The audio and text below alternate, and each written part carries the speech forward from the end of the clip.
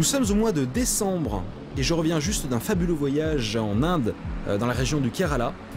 Et Emilia, ma polonaise, m'a rejoint à Lima, la capitale du Pérou.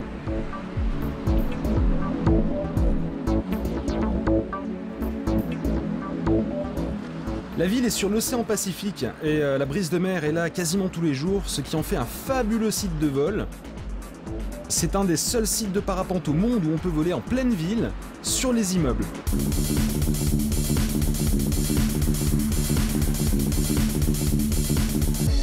J'adore voyager avec Emilia parce qu'elle est spontanée, elle est facile à vivre. C'est également une excellente pilote de parapente et de paramoteur et elle est toujours prête à partir à l'aventure. On est crevé, on est en plein décalage horaire, mais avec toutes ces voiles en l'air, on ne peut pas résister. Décollage.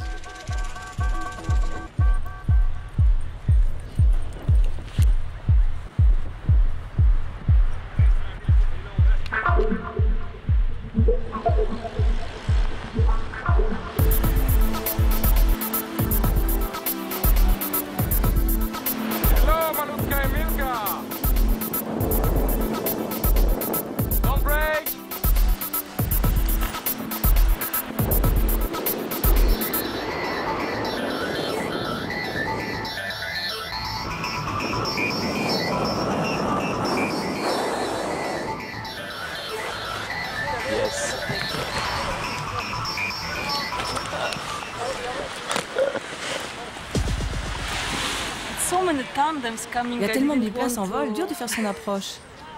Bien voilà, après une petite semaine passée à Lima, on vient d'acheter ce magnifique véhicule. Donc ce petit bébé là, c'est un van, c'est un 4x4 en même temps, ce qui veut dire qu'on peut dormir partout et qu'on peut aller partout. Ça nous a coûté un peu cher, hein, dans les 10 000 $, mais on va bien le vendre a priori. Et puis là on l'essaye, hein, on est dans les dunes, là on s'est éloigné de Lima. L'aventure commence pour nous. Là il y a de la place, on peut dormir et tout, c'est génial, c'est encore mieux que ce qu'on pouvait penser. Voilà, il y a de la place, on a viré le siège qui était là. On peut même mettre les paramoteurs derrière. C'est de la balle ce camion. Emilia trouve que c'est plutôt facile à conduire, mais bon, faut qu'on s'entraîne parce que là on est seulement sur du sable. Yeah, this is the Cordillera de Andes. Front, right front. And we train in the sands to know how to live there, how to drive there. So we have a next day of our trip. Bon, alors là, nous nous dirigeons vers Paracas. Nous sommes sur la route panaméricaine qui relie le Pérou du nord au sud.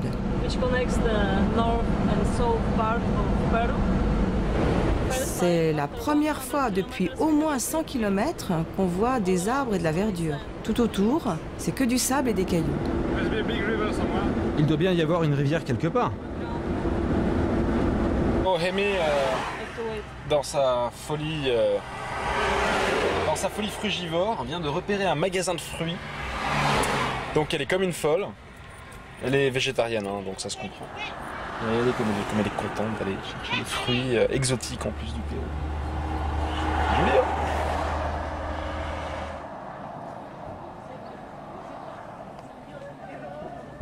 Regardez comme elle est contente. Elle sourire et tout. Look at this. Oh, oh. Looks strange, different than the small ones. Right. Allez, on continue la route. Paracas nous attend. Voilà, on vient d'arriver sur le site de la cathédrale. Trop de la balle. Trop de la balle. Il y a des colonies de vautours, je suppose. Et ici, il y avait la cathédrale qui a été écroulée malheureusement dans le grand tremblement de terre de 2006 ou 2007. Tout est tombé à l'eau. Et un petit peu plus loin là-bas, il y a donc les dunes qui descendent vers la plage avec le site de Sorin.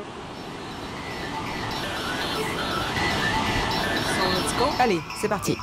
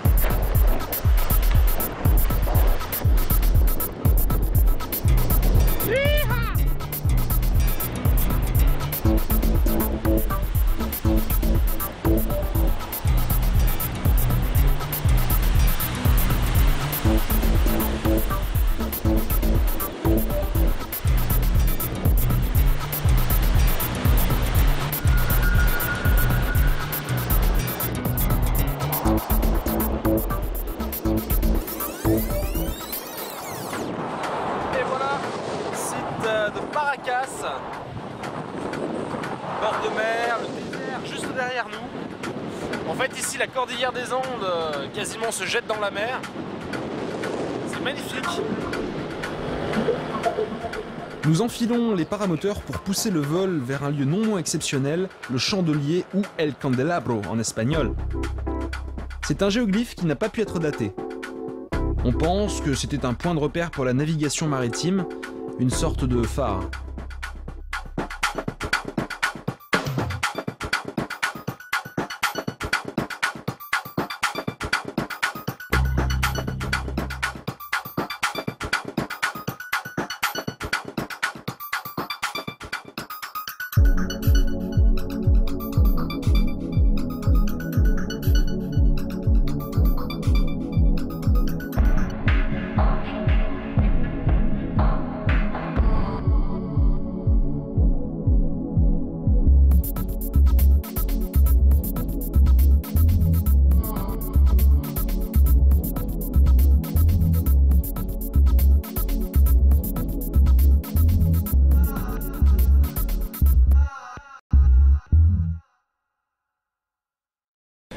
Et bien aujourd'hui nous sommes à Ilo dans le sud du pays et on va aider Juan à faire un petit vol de promotion pour la Curaçao qui est un magasin très connu au Pérou. Donc on va faire l'ouverture, donc il prend mon moteur, moi je vais prendre celui à Emilia et on va distribuer des flags, on va distribuer des flyers un peu partout dans la ville pour l'inauguration de cet après-midi. Donc voilà, Juan est prêt avec son petit sac pour la Curaçao. Para la Curaçao.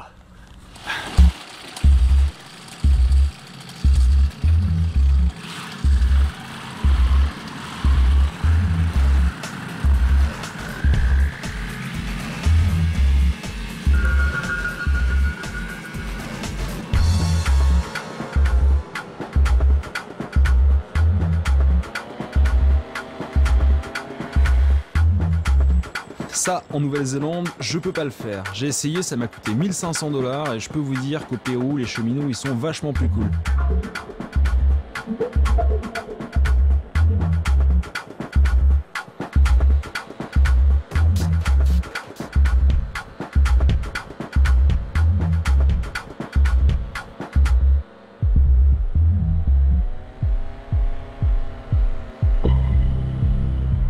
Marketing à la péruvienne. Bon, c'est pas très écolo, mais ça marche.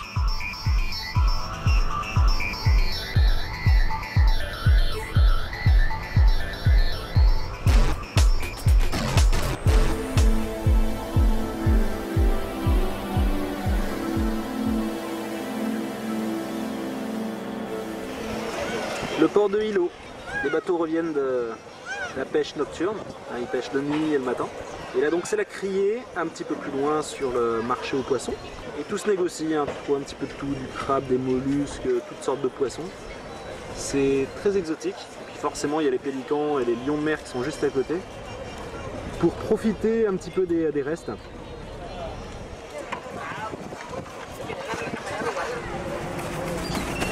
Regardez ça, comme ils ont envie de manger nos poissons. Ça va être la tuerie.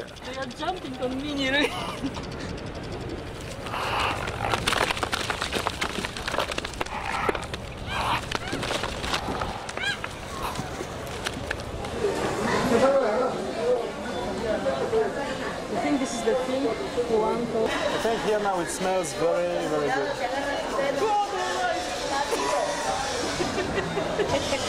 Mira.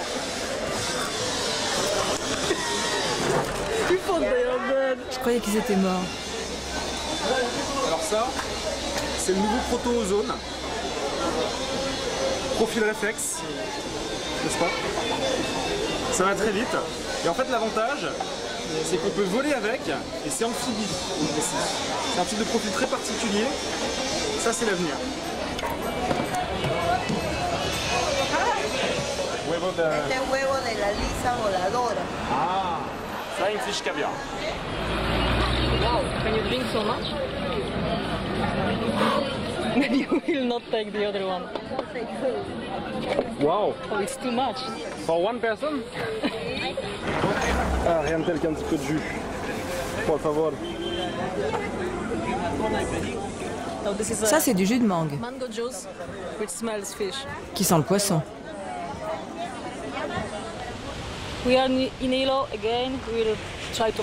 On est de retour à Hilo.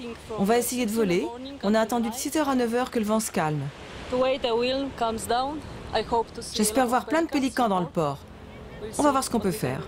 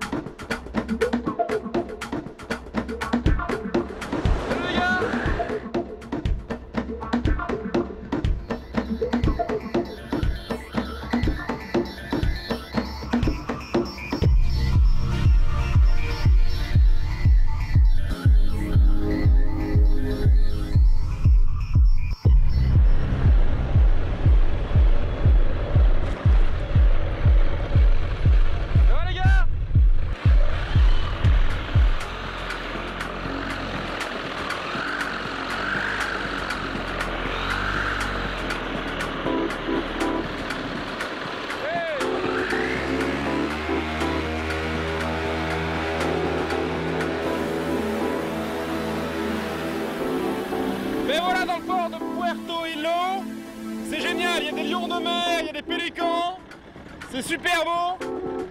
Je crois qu'Emilia ne regrette pas son vol, vraiment.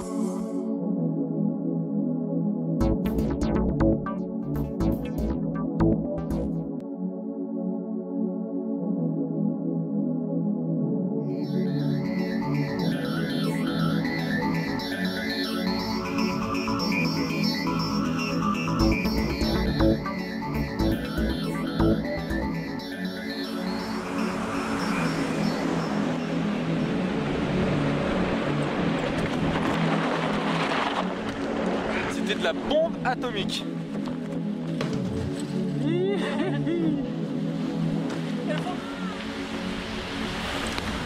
C'était incroyable. Hiha, trop de la balle, vol de désert.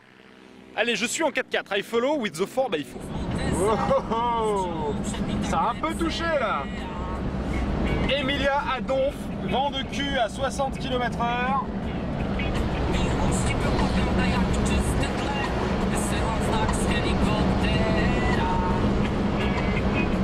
Bon bah je crois que j'ai encore droit, je me fais une fois de plus arrêter par les flics. Allez, on va laisser tourner.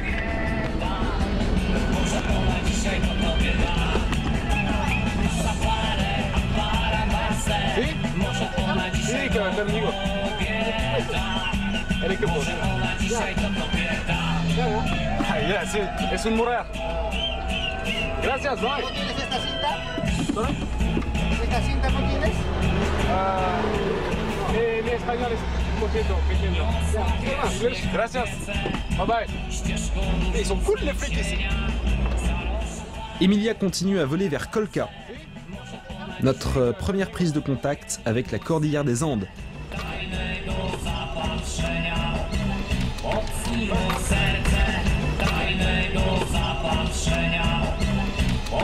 Buenas tardes. 40 céntimos y 10 centavos. Putain, je m'améliore en espagnol. Francés. Y la mujer hablando es Polonia, Polska. Solo un solo. Comment que je parle trop bien espagnol?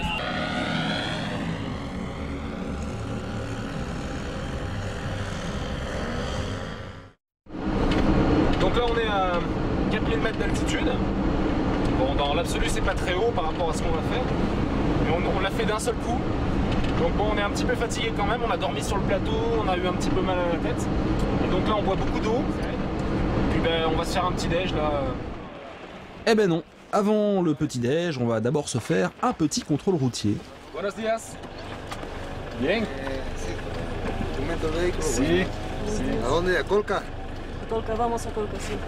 Izquierda. A la izquierda. Sí, full izquierdo, Colca. ¿El vehículo? Sí, vehículo. Passuat. Ay, pero hay durazno. Hello. Hi. Ah, solo. One Sí. solo. Te quiero esto. Ya. Sí. Ah, solo. One solo. ¿One solo esto? Ah, es... Licencia. Licencia. Sí. Entonces, Francia, sí. Es el pasaporte. ya, está bien. Sí. ¿Tienes one solo? Lado izquierdo, lado izquierdo. La izquierda, gracias. One soul for children. Gracias. Bye bye. No se llama Bye bye. cactus, sí. Gracias. Ciao. Gracias. Nous sommes maintenant dans le canyon de Colca. Emilia is driving. Et on s'enfonce de plus en plus dans ce canyon qui est un des plus grands du monde. En fait, c'est pas le plus grand du monde. Le plus grand du monde, il est un petit peu plus loin. Mais il y a 14 heures de route, alors c'est un petit peu difficile. Et on est sur la piste et on s'enfonce de plus en plus dans ce canyon. Ça se resserre de plus en plus. C'est magnifique, c'est magique. Il est un petit peu tard, mais on a de la chance. Aujourd'hui, les orages sont pas forts. Il n'y a pas d'orage.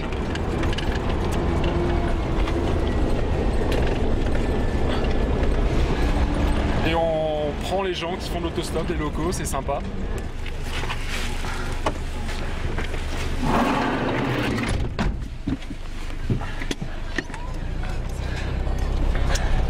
Emilia has a new job. Now we are full.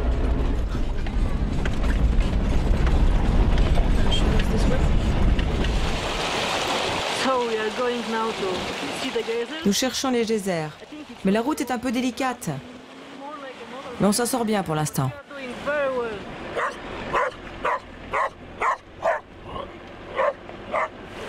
So now we have a next very difficult part. Nous voici encore en difficulté. We cannot do it. Et je pense pas qu'on va y arriver. It's finished. C'est fini, It's really finished now. c'est vraiment fini maintenant. More on the right, maybe. Un peu plus à droite peut-être?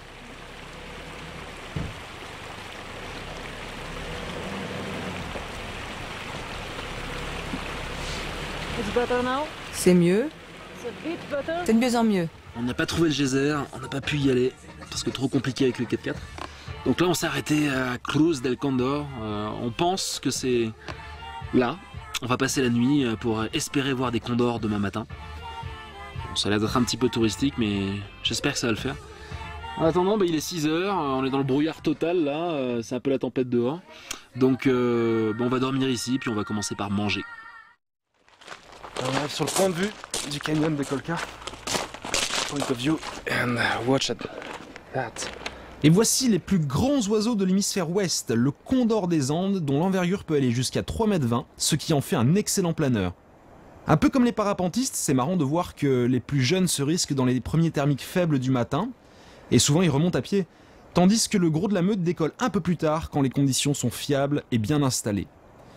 Et quel terrain de jeu fabuleux, un des plus grands canyons du monde avec plus de 3400 mètres de dénivelé entre les plus hautes montagnes et la rivière. Give me my parachute. Donne-moi mon parachute. A lot of chinchilla base jumping. Il y a plein de chinchillas qui font du base jump ici.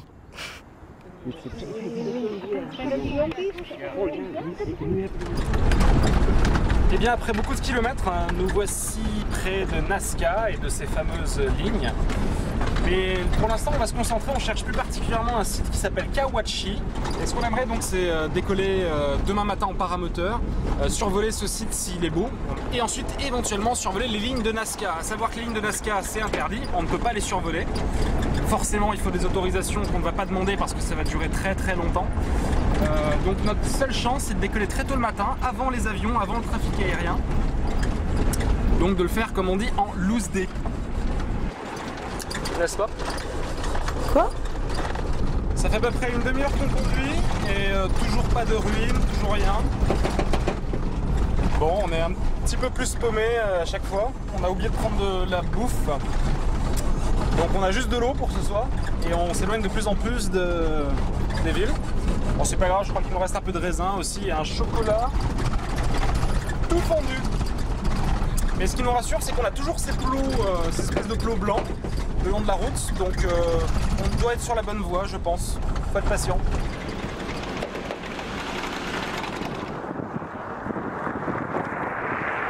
On avance toujours dans le désert sur la piste. Et apparemment, il y aurait un petit truc là-bas. On a vu un truc entre deux montagnes là. On est sûr de rien. En tout cas, on va voir ça au coucher du soleil. Ça va être très joli. Je crois qu'on y est.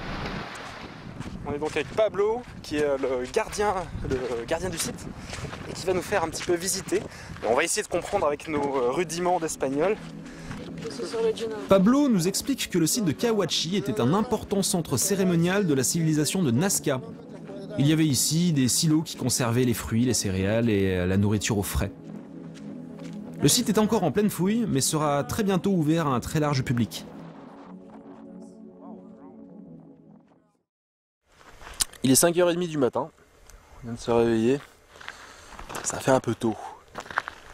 Et le soleil se lève dans un quart d'heure, et donc on a décidé de voler très tôt pour voler au-dessus des sites archéologiques de Cahuachi et peut-être des lignes de Nazca, peut-être, ça n'a pas l'air d'être loin. Donc voilà, on prépare les machines, on espère décoller dans un quart d'heure.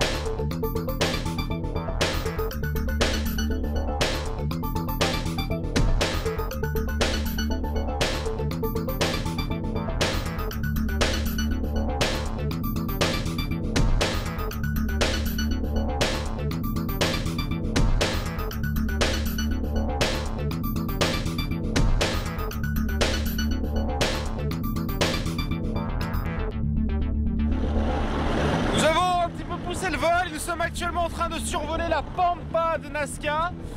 Donc on cherche les lignes.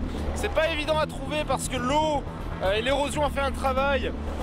Donc on les cherche, on devrait trouver le chien pas loin je pense et le colibri également.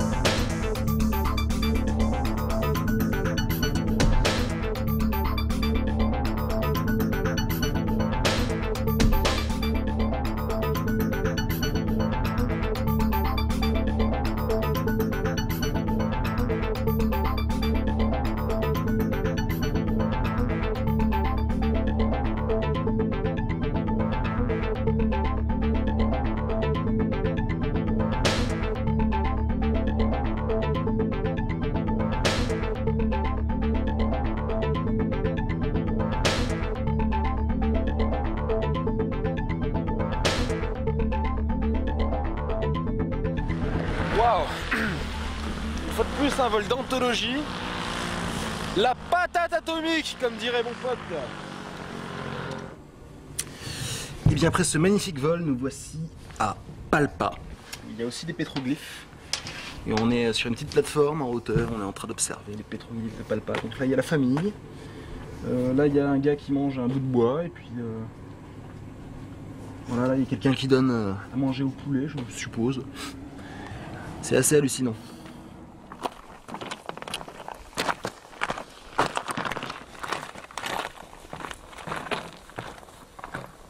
Voilà, ici encore d'autres pétroglyphes. Une grande spirale là, et j'ai entendu dire que ça représentait l'eau. Et c'est marrant parce qu'on dirait une piste. Il faut croire que les Incas peut-être faisaient du paramoteur. Et bien voilà, après cette bête de journée avec des vols d'anthologie ce matin, vraiment beau, super vol. Il fait de plus en plus chaud là, on arrive dans la période vraiment chaude de février, quasiment au maximum. Et tous les jours c'est de plus en plus chaud et comme on n'en peut plus, entre 2h et 4h. Donc là on a trouvé un petit rio. On va pouvoir se rafraîchir et même dormir un petit peu, poser un matelas pour faire une petite sieste. Hein, c'est de rigueur la sieste, tout le monde fait la sieste entre 2h et 4h ici au Pérou, à cette période de l'année. Tu peux fermer les yeux et imaginer qu'on est dans une grande oasis. Avec de l'eau fraîche et des palmiers. Yeah, camels, animals. And here is what we have to do, poor paramotor guys. Et voici ce que nous devons faire, nous autres pauvres paramotoristes. Nous devons dormir sous les ponts de la Panaméricaine, avec des gros camions qui passent au-dessus, et avec les chèvres. Deux potes français nous rejoignent. Bon ben moi c'est Cédric, je suis instructeur paramoteur à la base ULM de Saint-Blancar, dans le Gers. Coucou, ben moi c'est Michel, je fabrique des satellites en France, à part ça, dès que je peux je voyage, je fais des photos et je m'amuse avec mes amis. So we are now visiting a pre-Inca site with a lot of ruins. Here and there we're gonna see the tanks of the pre-Incas, of the Paracas civilization. On est sur un site archéologique où a été découvert des grands canaux d'irrigation car les civilisations pré-incaïques étaient un petit peu passées maîtres dans l'art de canaliser l'eau et de la stocker. Et en fait, forcément l'eau c'est la vie dans cette espèce de grand désert qui est le Pérou. Donc il faut être malin pour stocker et canaliser l'eau afin de pouvoir cultiver et de pouvoir manger. Donc notre guide nous dit que la civilisation de Nazca a su parfaitement maîtriser également les angles de pente, car il y a une pente très précise pour aller jusqu'au réservoir. Et ceci, c'est la nappe phréatique, c'est pas une rivière, ils ont creusé jusqu'à la nappe phréatique. On a plus d'1 kilomètre de cette espèce de petit rio sous terre. Donc c'est vraiment de la grande architecture. À partir d'ici, on a plus de 20 spirales comme ceci. On va pas voler dessus, mais voilà à quoi ça ressemble. En fait, il y en a une vingtaine alignés. Et c'est ce qu'on a juste là. Et ce canal-ci est l'intersection de deux canaux qui nous donne la rivière principale qui va vers le grand réservoir qui est tout là-bas.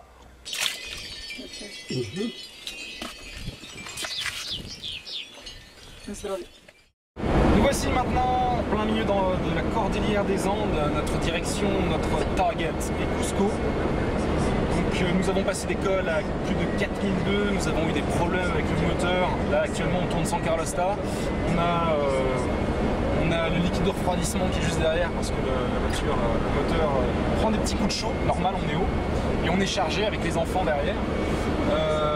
Voilà, et là on vient de dormir un petit ruisseau, c'était génial, une super nuit. Et on vient de voir en plein milieu de la cordillère un parapente en pleine saison des pluies.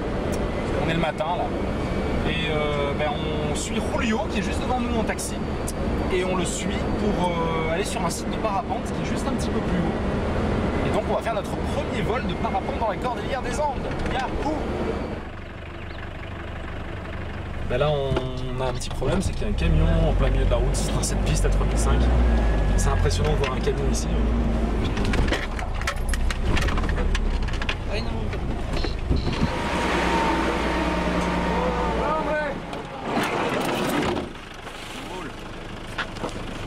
paysage de fou.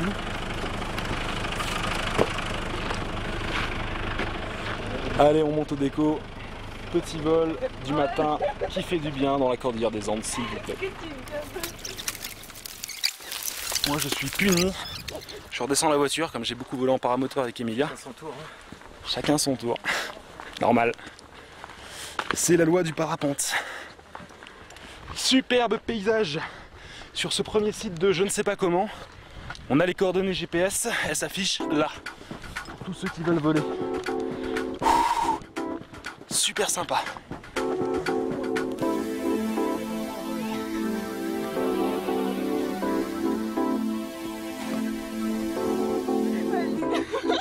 Emilia s'est trouvée une nouvelle copine.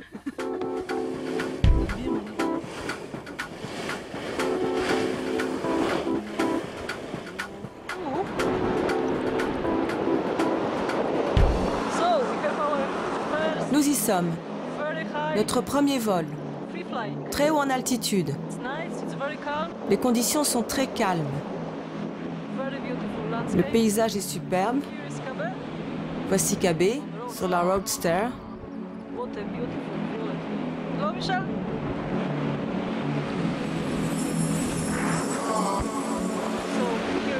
Voici le terrain d'atterrissage. Ça devient un peu turbulent en fond de vallée, mais bon, ça va.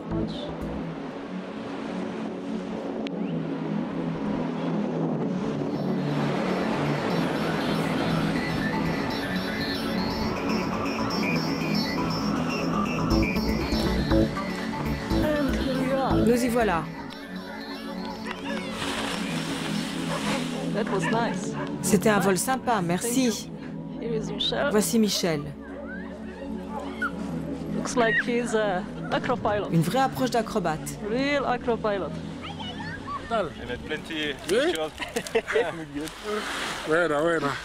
Buena. Thank you. Salud todos. Y buenos vuelos. Buenos vuelos. Soy Abancay. Julio nous explique que Abancay est un super site de vol avec des très bonnes conditions aérologiques et il vous invite à le rejoindre si vous passez dans le coin. Donc là, petit plat typique de Cusco et des Andes, des environs. Le cuy, c'est UY, hein, pas autrement. C'est du cochon d'Inde, une sorte de hamster. Et Michouchou, il a pris de la même chose. Demi-hamster, un peu coriace. Alors on m'a demandé de faire quelque chose. Je sais pas si on se moque de moi ou si c'est... En tout cas, je le fais.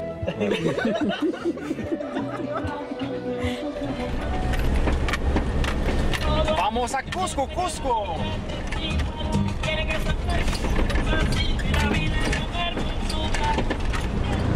Emilia s'est encore fait des amis.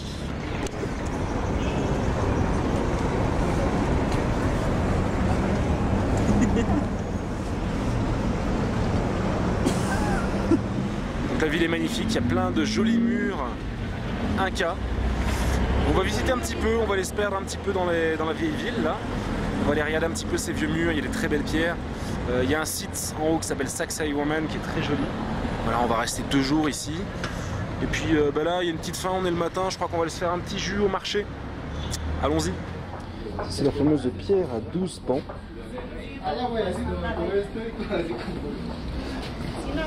C'est pas touché la pierre. Le vieux Cusco, c'est ça, c'est plein de petites rues avec plein de petits taxis qui s'engouffrent, des vieilles pierres. Bon, c'est assez touristique forcément, donc il y a beaucoup de touristes, de magasins comme celui-ci. On va aller se perdre un petit peu là-dedans. J'adore cette ville. Le terme Cusco signifiait nombril du monde dans le langage des Incas. Et d'ailleurs, Cusco était la capitale de l'Empire Inca. La ville est à 3300 mètres d'altitude, en plein milieu des Andes. L'air y est rare et cela nécessite un petit temps d'adaptation pour les gens de passage. C'est un héros national ? Quechua, c'est pas que les tentes, c'est d'abord le langage officiel des Andins. Et nous voici donc sur la place du marché. Et voilà, c'est comme ça que ça se passe. Plein de petites vendeuses de jus. Ça marche vachement bien pour les touristes forcément. Et puis on va se faire un jus de piña, banana et naranja. Et voilà mon jus qui arrive, génial.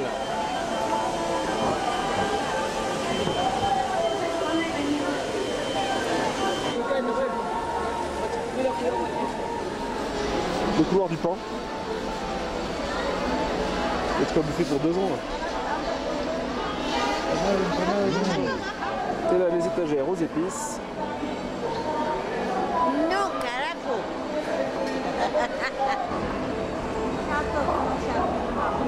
Du maïs sous toutes ses formes. It's con picante, sin picante, it's normal.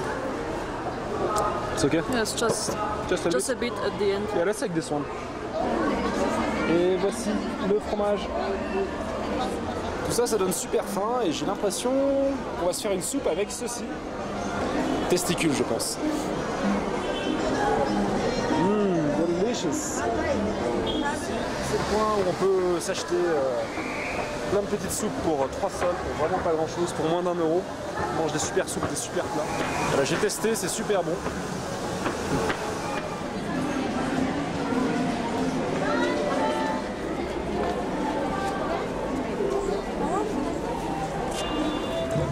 On a la chance d'assister à une fête populaire qui s'appelle la fête de San Blas. Donc je ne connais pas vraiment la signification, mais c'est assez sympa. Voilà, on a la chance, elle passe juste devant notre rue, juste devant l'auberge.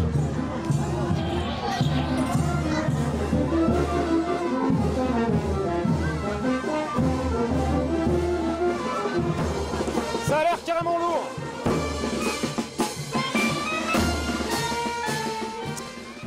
Nous avons maintenant l'immense chance de visiter le site de Sacsayhuaman, qui est en fait la crinière du puma de la ville de Cusco. Parce qu'il faut savoir que les Incas ont construit Cusco sur le schéma d'un puma. Et en fait sur cette petite colline, ce qu'on pourrait penser être une forteresse n'est pas une forteresse. En fait c'est plutôt artistique je pense, et religieux, et c'est la crinière du puma. On se prend actuellement une pluie de grêlons là.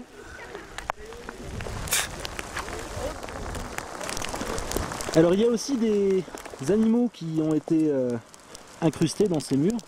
Alors je peux pas vous dire exactement où sont ces animaux parce qu'ils sont assez durs à voir si on n'a pas de guide, on n'a pas pris l'option guide. Mais je peux vous dire que là, ça ressemble à un serpent. On se prend des grêlons plein la tronche. On a des grêlons incrustés dans le cerveau. Ça va les gars? On n'a pas pu faire le site de Sacsayhuaman en entier. C'est les risques du métier. Bien voilà, après cette pluie torrentielle et cette avalanche de grêlons, on a fait un petit peu de route et on est à Chinchero, chez Paolino. On a la chance d'être dans une auberge chez l'habitant. Il tisse la laine, donc je crois que ça va être atelier de tissage demain. Et on en profite pour faire sécher un petit peu le linge parce que on était vraiment trempés, quoi. Donc on se réchauffe.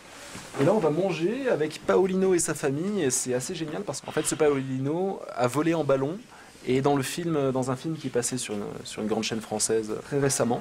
Donc il va pouvoir voir un petit peu son travail ce soir sur la vidéo et ça va être assez rigolo.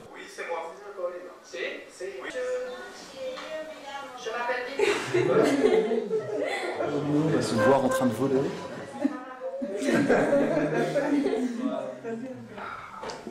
On a droit à un bon repas de lomo saltado. Ça le fait? Super bon. Et sans viande, pour Emilia. C'est du tofu saltado. Oui, c'est un tofu saltado. Donc ça c'est génial, un petit peu partout on trouve ce genre d'auberge, d'hospedare. Vous voyez, notre chambre elle est tout à fait convenable. Et là on a payé 25 soles, soit environ 6 euros, 7 euros peut-être, pour le repas du soir, un super lomo saltado qu'on a eu hier soir, le petit déj de ce matin, et une grande chambre. C'est hecho a mano, no son máquinas. Yes. Ay, no, porque saca foto. Buenos días. Buenos días. Pas mal, hein, c'est plein d'ambiance. Voilà, les filles sont très gentilles avec nous, elles vont nous apprendre à tisser peut-être. Plein de couleurs. Donc tout est doublé pour plus de résistance. Pas mal. Con la palma. Le jeu de main. Attention.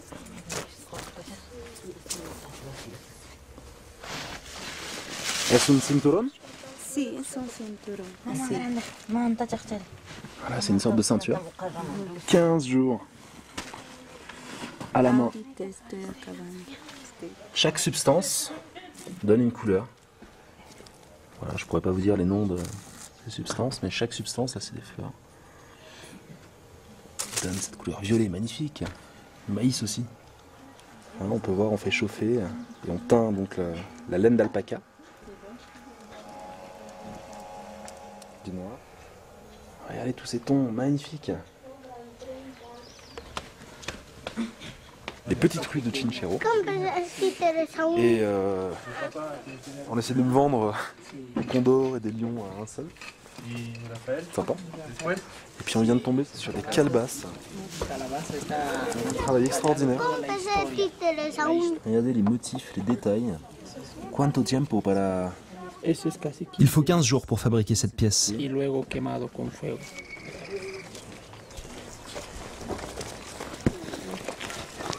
Nous voici sur la place de Chinchero, avec une superbe église construite donc sur les ruines Inca. L'église espagnole avec des peintures Inca à l'intérieur. Et la messe est pratiquée, paraît-il, en quechua, ce qui est assez rare aussi. On n'a malheureusement pas le droit de filmer à l'intérieur de l'église, donc on va pas le faire. Parce qu'il y a des gardes et tout. C'est pas notre genre, hein. Rien n'est légal.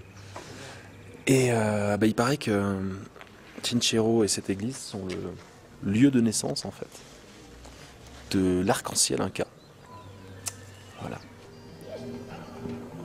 Chinchero contrôlait l'accès de la vallée sacrée sous l'Empire Inca, et la vallée sacrée était le garde-manger de toute la cordillère des Andes.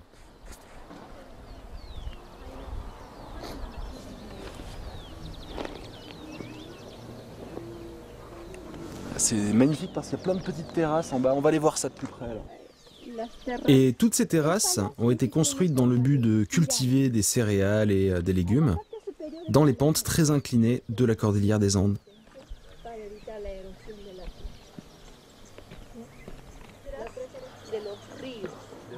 Et ça, c'est la grande place Inca de Chinchero dans laquelle je me suis posé en ballon. Un vrai plaisir. Nous sommes ici sur le site de Moray, site qui a été construit encore par les Incas. Ça sent assez bizarre. En fait, c'est des scientifiques Incas, des scientifiques agriculteurs qui ont construit ça afin de faire des expérimentations sur les différentes plantes que l'on pouvait faire pousser sur les différents versants en fonction de l'orientation du versant, nord, sud, est, ouest, en fonction de l'altitude et également en fonction de la saison.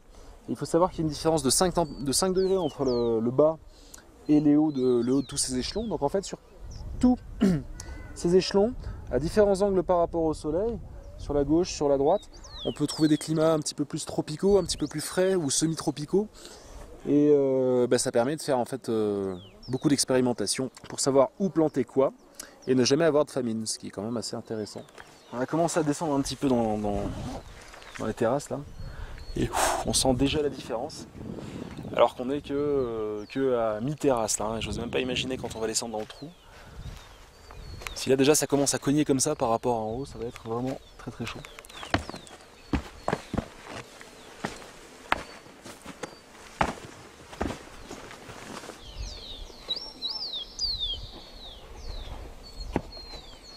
Et regardez la taille des marches. Hallucinant. Donc là nous sommes à la recherche d'une route pour accéder au point de décollage pour survoler le site.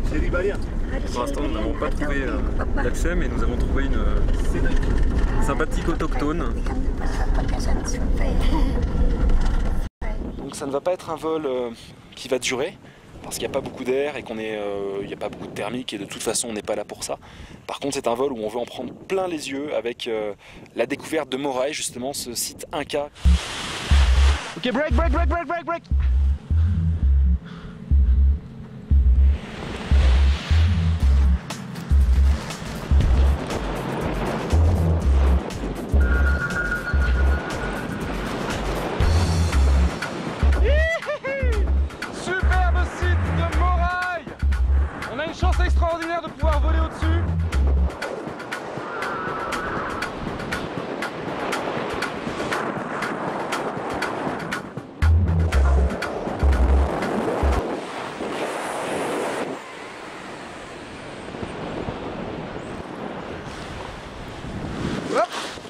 Et oui, à 3300 mètres, l'air n'est pas aussi dense qu'au niveau de la mer.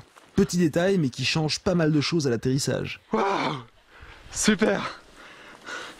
Let's go out of this field! On va vite sortir de ce champ parce qu'il y a les gardiens qui nous attendent là. Buenas tardes. No, buenos días. Voilà. Oh. Comme d'hab, le comité d'accueil est là.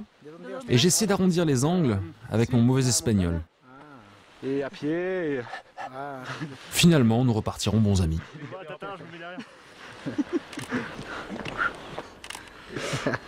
Gracias. Gracias. Gracias. Muy bien osito. Sí. Et nous voici maintenant sur un autre site magnifique, les Salineras de Maras. On est toujours à 3005 d'altitude, peut-être un petit peu moins, peut-être 3002. Et on a du sel, ça fabrique du sel ici, sur ces terrasses.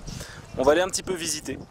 Donc dans toutes ces parcelles, eh bien, coule la rivière. On remplit des parcelles avec la rivière qui sort de la terre salée.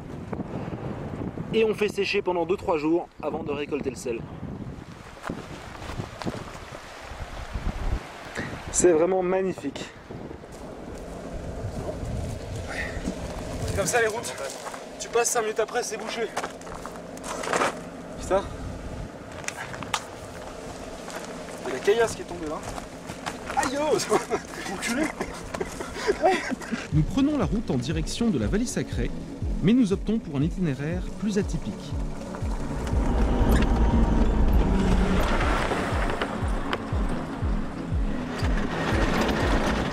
On est ballotté comme dans une machine à laver, on espère qu'il va pas pleuvoir dans la nuit demain et qu'il n'y aura pas d'effondrement parce que sinon on est cuit. On croise des gens qui montent en marchant, ils mettent 4 heures ou 5 heures pour monter sur l'étage. Alors on va les prendre, ça va être rigolo. Et on traverse des forêts d'eucalyptus, c'est super joli, ça sent bon. ¿Qué tal? Bien. Buenas tardes. Ok.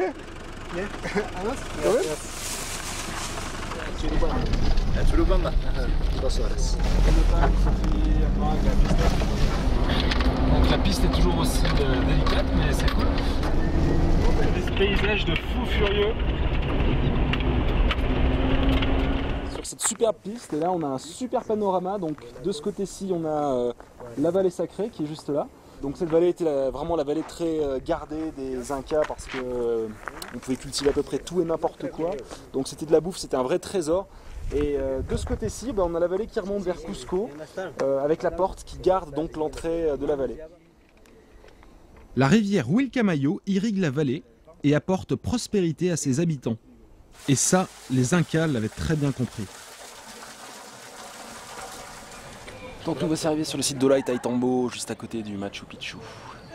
En fait, on a l'impression que c'est comme une grande forteresse qui protège justement l'entrée du Machu Picchu. Et encore des marches et des marches. J'ai des petits mais costauds ces Incas. C'est un four solaire en fait.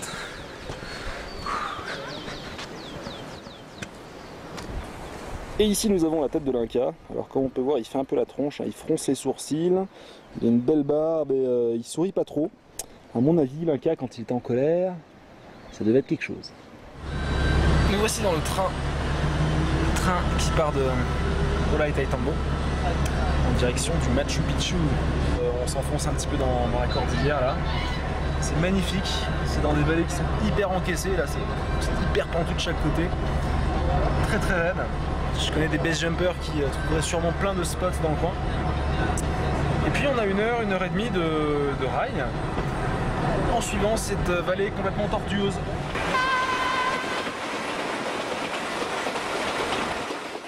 Il est 5 h du mat.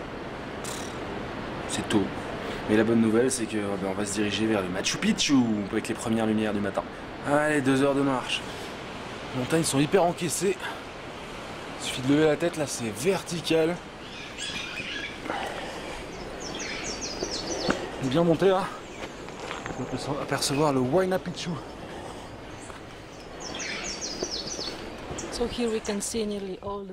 D'ici, nous voyons presque tout le village de Machu Picchu. À l'origine, les maisons avaient des toits recouverts d'herbes et les pierres étaient peintes de couleurs différentes. Des couleurs que les Incas produisaient à partir de plantes et d'insectes. Voici une de ces plantes. Les animaux sacrés des Incas étaient le serpent, le puma et le condor. Et les Incas pensaient que les montagnes symbolisaient ici un puma. Le condor, lui, est représenté par ces 3 petites montagnes. Mais peut-être que de là où nous sommes, c'est difficile à voir. Voilà, nous y sommes, on commence à marcher dans les petites rues du Machu Picchu. C'est sympa, on imagine que les Incas habitaient ici. Ils avaient une vue superbe. Regardez-moi cet escalier de malade, tout en une seule pierre. Ils sont magnifiques, là ça passe sous les escaliers.